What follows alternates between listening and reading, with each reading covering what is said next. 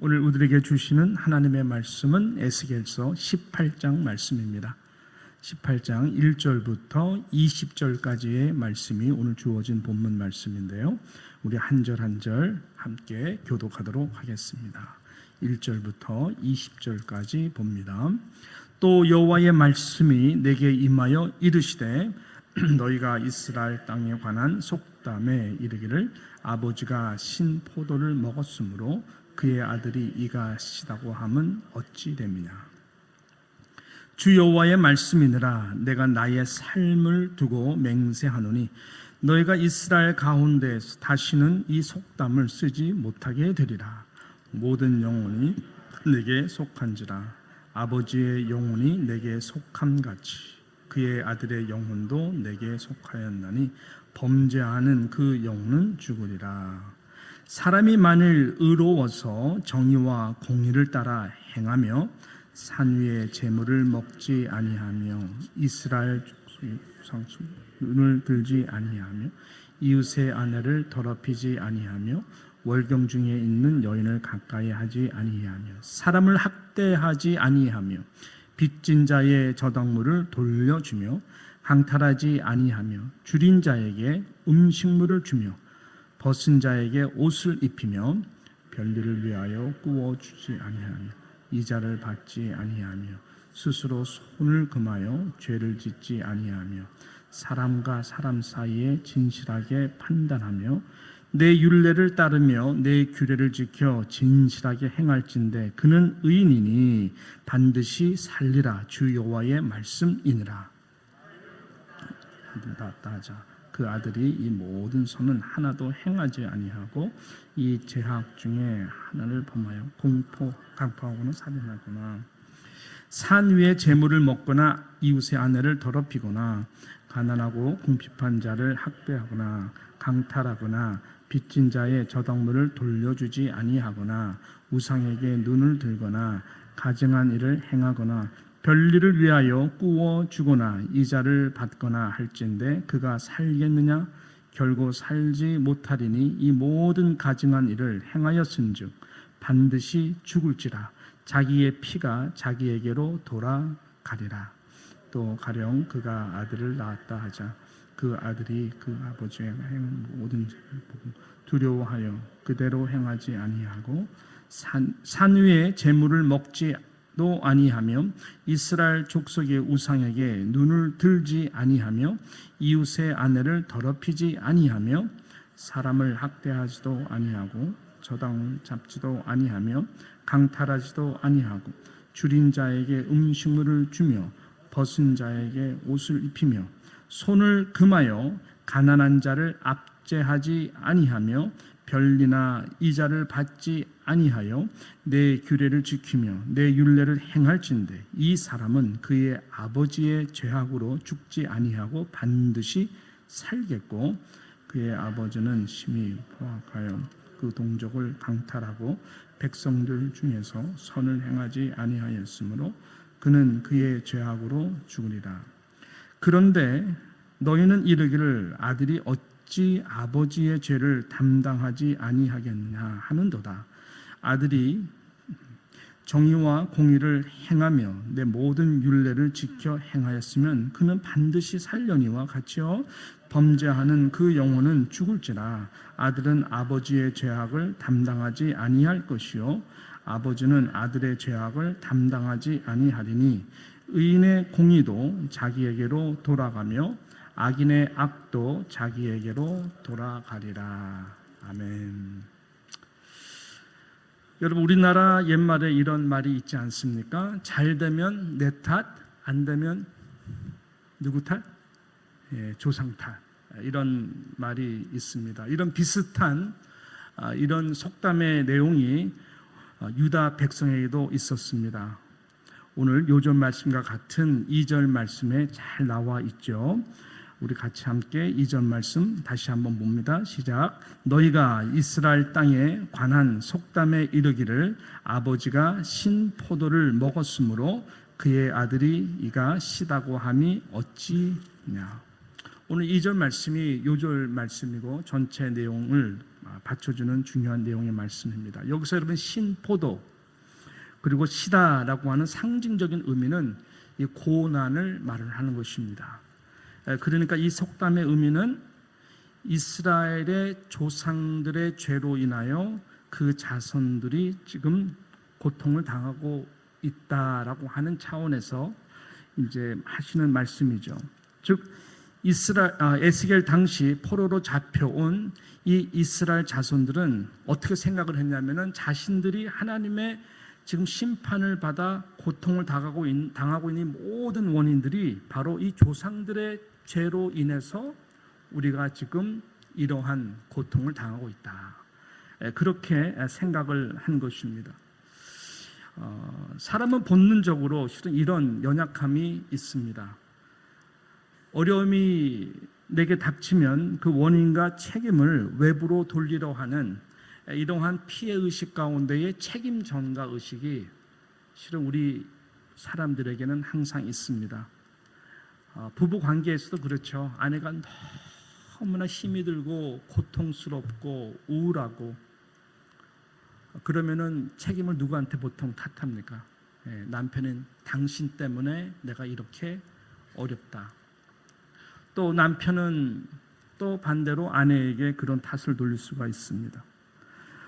때로는 부모가 자녀를 그런 차원에서 책임 전가를 하고 때려잡기도 합니다. 또 자녀들은 가정 환경 탓으로 돌리고, 그래서 이 모든 것들을 다 이렇게 부모님의 좋지 않은 관계, 또 부모님이 나에게 한 어떤 그런 것들로 다 돌려서 정상적으로 내가 살고 있지 않다 등등 이러한 모든 환경의 탓을 돌리는 경우가 많이 있습니다. 여러분, 이것은 가정뿐만 아니죠. 저와 여러분의 모든 삶의 영역에 있어서 우리 모두는 그런 피해 의식 속에 살아가고, 그렇기 때문에 계속해서 우리 생각에는 그 책임 전가의 원인을 누구에게나 돌리고 있다라고 하는 것이죠. 여러분, 선악과 나무를 따 먹은 이후에 인간의 눈이 띄어졌습니다. 새로운 인간의 눈이 떠지게 되었는데 바로 이 부분인 것이죠. 말 그대로 선과 악이 구별이 되는 그러한 이 시각을 갖게 된 것이죠.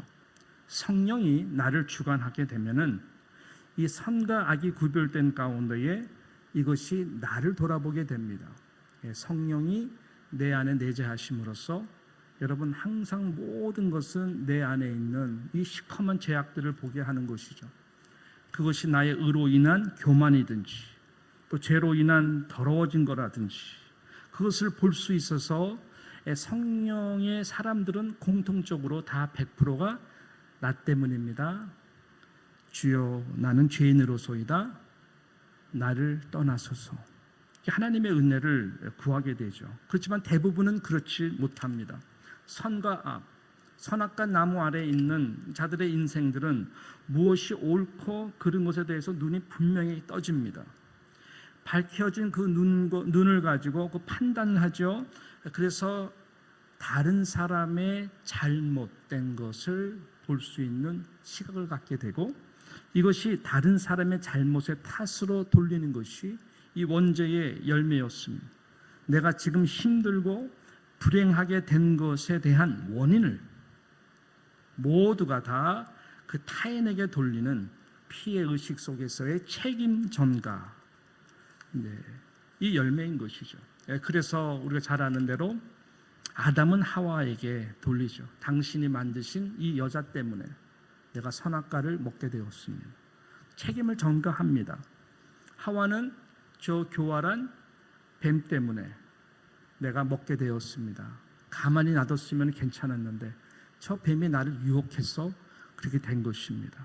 그렇게 책임 전가합니다. 여러분, 그 책임 전가 피해의식의 원인의 말이 맞습니까? 맞습니다. 우리 거기 다 쏟고 있는 거예요. 맞거든요. 맞는데 하나님이 볼 때는 그것은 맞는 것이 아닌 것이죠. 죄의 열매인 것입니다.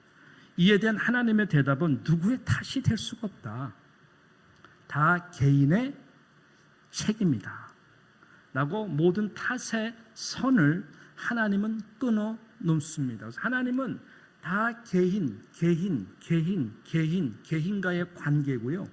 결국은 개인과의 관계에서 하나님 심판대 앞에 모두가 서는 것입니다.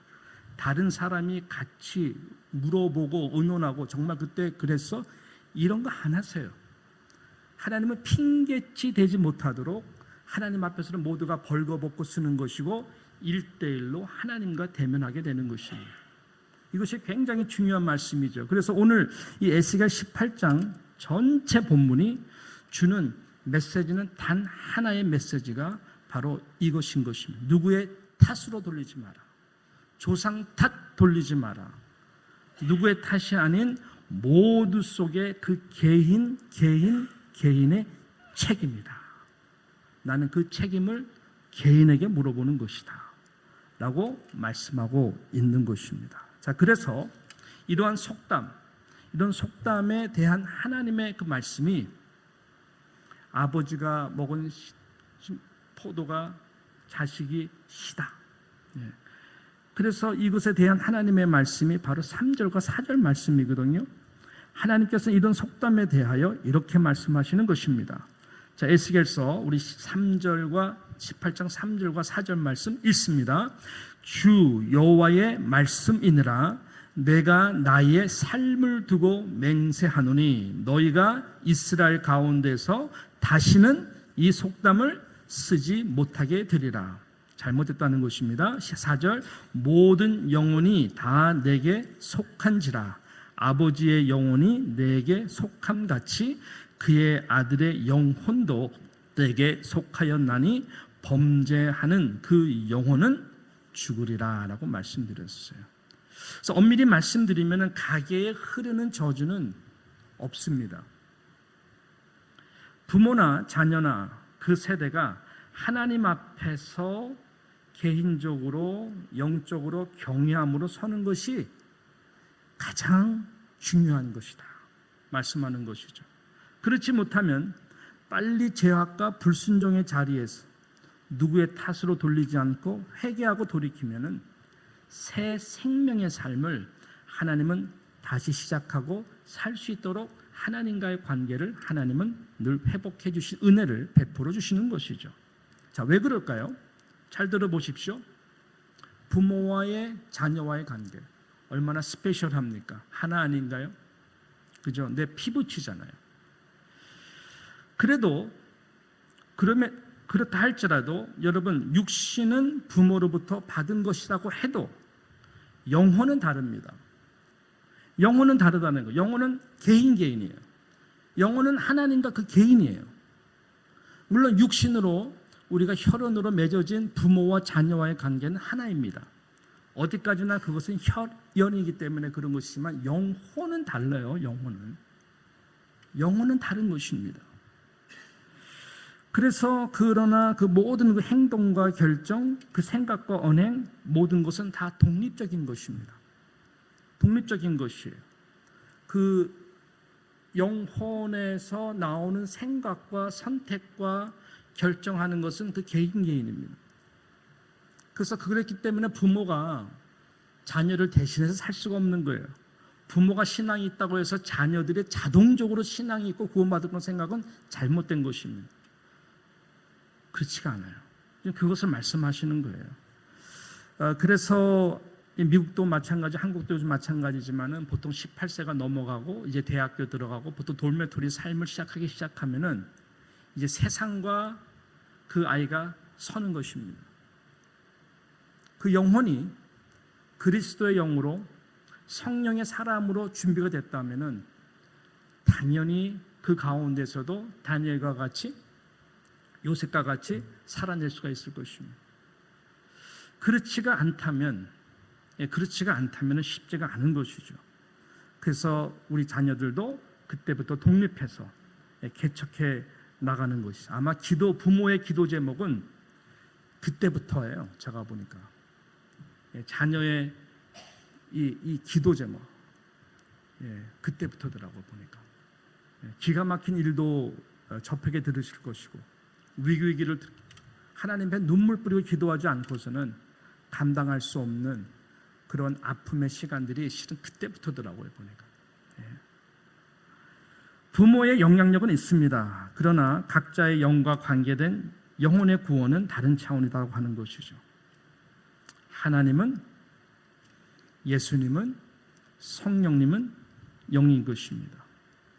하나님의 말씀도 성령의 감동으로 된 성령의 영인 것입니다. 우리 육신이 아닌 영을 흔들어 깨우고 새롭게 하고 리제너레이트하게 하고 거듭나게 하시는 그 영의 역사인 것입니다. 하나님의 뜻대로 변화시켜 살도록 하는 것이 영이 하는 일이다라고 하는 것입니다. 그래서 아까 4절에 보게 되면은 어떻게 아까 말씀했죠? 4절에 보니까 모든 영혼이 다 내게 속한지라라고 말씀했어요. 아버지의 영혼이 내게 속한 같이 그의 아들의 영혼도 내게 속한, 범죄하는 자는 그 영혼은 죽으리라라고 말씀한 것입니다. 그래서 모든 영혼은 다 개인적으로 하나님과 연결되어 있고 심판은 개인이다라고 하는 이 말씀을 에스겔서는 조상의 탓으로 자신들이 지금 포로 생활하고 고통당하는 것으로 지금 변명하고 있는, 책임 전가하고 있는 그 다음 세대에 대해서 이렇게 말씀하고 있는 것입니다. 에스겔서를 우리가 쭉 보고 있는데요, 이런 맥락에서 보게 되면 우리가 지나갔지만 에스겔서 14장 20절에 보게 되면 이런 말씀을 하나님이 에스겔 통해서 하시죠. 들어보십시오. 비록 노아, 다니엘, 욥이 거기에 있을지라도 나의 삶을 두고 맹세하노니 그들도 자녀는 건지지 못하고 자기의 공의로 자기의 생명만 건지리라. 주 여호와의 말씀이니라라고 그랬어요. 아무리 노아같이 훌륭한 사람이 어디 있어?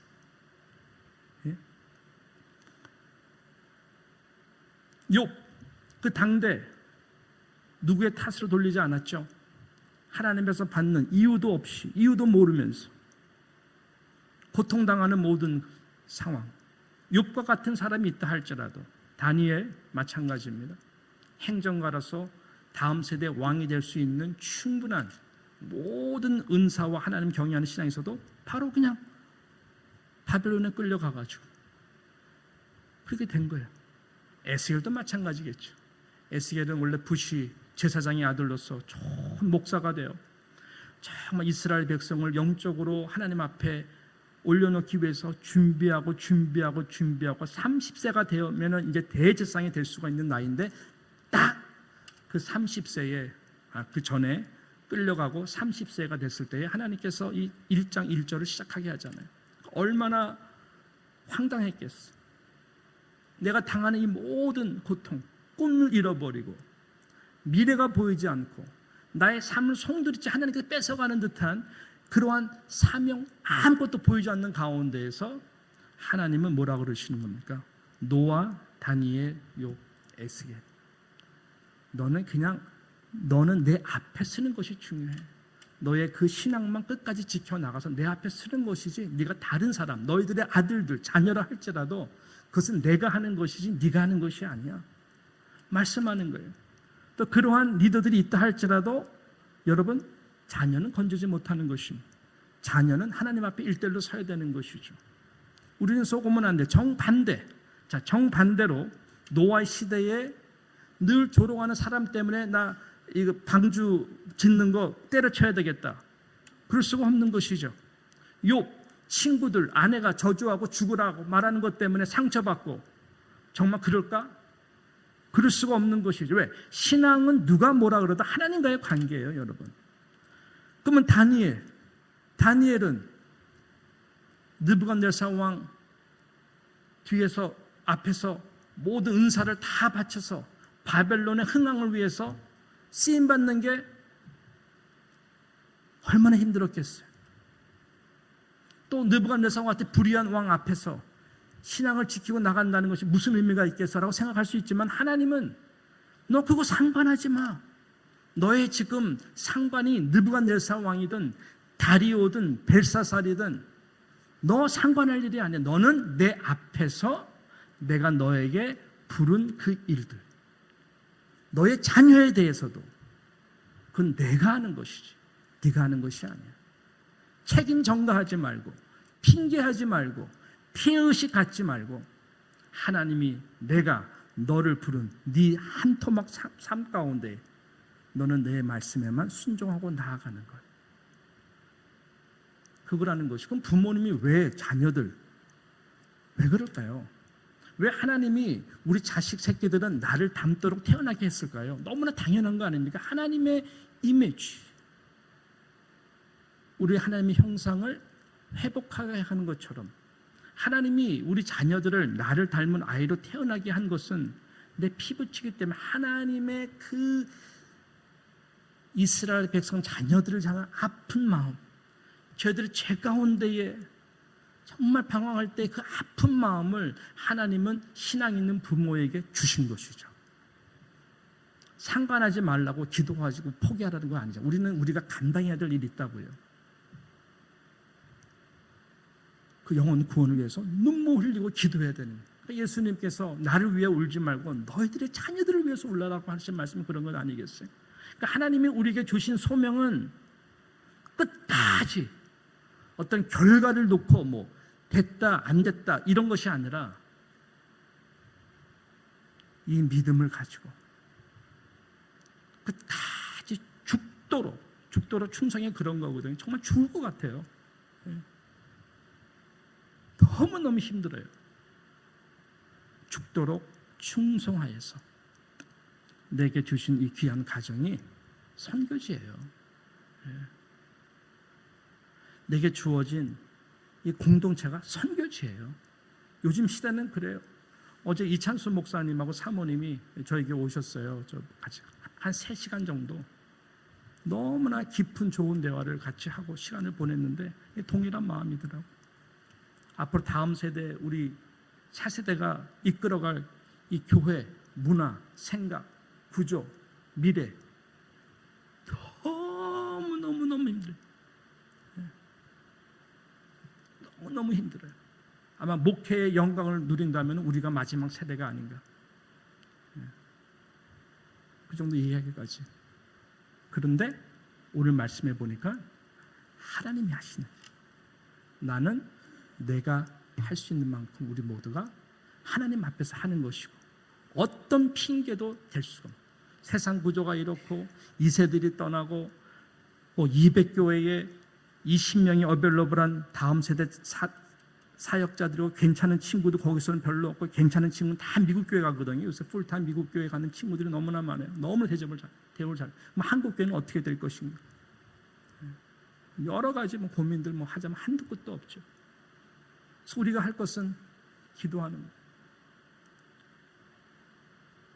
여러분도 마찬가지입니다. 누구의 탓을 돌리면 안 돼요. 하나님 앞에 쓸 때는 누구의 탓이 통하죠. 황정의 탓 돌리시면 안 돼요. 저와 여러분이 해야 될 것은 하나님 앞에서 내가 발가벗고 하나님 앞에 섰을 때에 그 심판의 하나님 앞에 우리가 스스로 두려워하고 하나님이 행하기 원하시는 것을 하면 되는 것입니다. 그래서 선악과는 책임전가, 선과 악에서 율법주의예요. 그래서 다 이렇게 그 생명나무가 있었어요. 신학적으로 말씀드리면은 그래서 이 시대는 생명나무가 바로 예수 그리스도거든요. 에스겔서도 말씀하고 지난주 말씀처럼 우리는 예수 안에 거해야 되는 것이죠. 생명나무 대신 예수 안에 거하게 되면은 자동적으로 그리스도의 생명이 나를 통해서 나타나도록 성령께서 일을 하시는 것입니다. 놀라운 것은 생명나무 안에서 거하는 자들의 특징이 있는데 성령의 열매를 맺게 되면서 자녀들이 그것을 보게 되면은 복음의 생명을 알게 됩니다.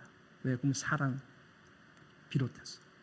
여러분이 교회 다니는 것으로 애들한테 신앙을 강요하고 중학교, 고등학교는 교회에 나오지만은 대학교 가서는 교회를 안 나가는 이유가 그 안에 생명을 받지 못해요. 성령은 우리에게 기쁨을 주고 찬양을 주고 하는데 집에서 그런 기쁨이 부모님 통해서 보이지 않는다면 누가 예수를 믿겠어요? 교회에 계속 나가야 됩니까? 교회 안의 신앙이 아니라 예수 안의 신앙으로 가야 되는 거예요.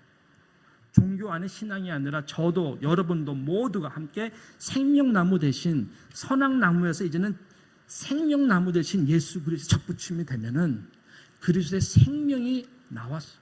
다른 사람을 탓하고 다른 사람에게 책임 전가하고 피해의식을 다른 사람 찾는 것이 아니라 우리는 예수 그리스도 안에서 참 평안과 생명, 얼마나 나 같은 죄인을 살려주신 예수 그리스도의 은혜 앞에 감사하여서 남을 탓하기 전에 내 안에 있는 불순종의 모습만 바라보고 나아가는 것, 그런 목사, 그런 장로, 그런 권사님, 그런 우리 안수 집사님들 될 때에 그 교회가 생명력이 있는 것입니다. 이러한 은혜가 우리 가운데에 나타나서 하나님께서 저와 우리 다음 세대에 그런 은혜로 이어주시기를 간절히 축복하는 것입니다. 기도하겠습니다. 하나님 아버지 감사합니다. 오늘 말씀을 통해서 하나님이 다루시는 것은 이 부모의 세대, 자녀의 세대, 그 다음 세대 누구든지 하나님의 은혜로 의를 행하고 공의를 행하고 불쌍히 여기며 오늘 이 말씀처럼 하나님께서 원하시는 일들을 할 때에 하나님께서 그 영혼을 살리시고 그 영혼을 기회 보신다고 했습니다. 그러나 누구든지 신앙이 있노라 하고 하나님 앞 반대로 행하고 나아간다면 하나님께서는 분명히 개인에게 심판이 임한다라고 말씀하셨습니다.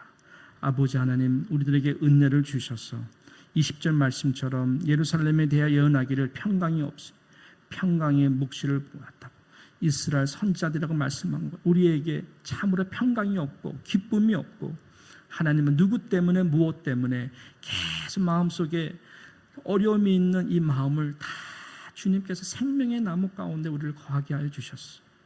그리스도의 영, 생명과 참 평안의 성령의 영을 허락해 주셔서 하나님 앞에서만 우리가 신앙생활 잘하고 주어주신 우리 귀한 자녀들을 신앙으로 잘 양육하고 최선을 다하고 기도하고 하나님의 은혜로 저희들의 모두를 구원해 주시는 그러한 놀라운 은혜와 우리 또 공동체가 다 될 수 있도록 주여 도와주시고 불쌍히 여겨 주시옵소서. 모든 것 의탁하며 예수님의 이름으로 기도드리옵나이다. 아멘.